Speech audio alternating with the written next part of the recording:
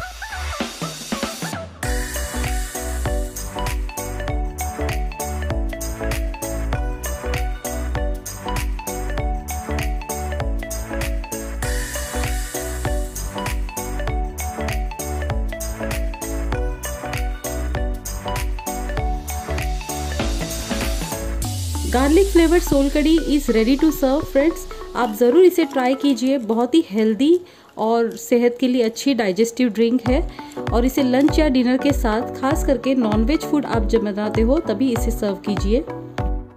और आपको अगर ये रेसिपी पसंद आई हो तो सोल कड़ी को प्लीज़ सब्सक्राइब कीजिए, बेल आइकन प्रेस कीजिए, जिससे आपको मेरे नई रेसिपीज़ के नोटिफिकेशंस मिलेंगे। Thank you, bye.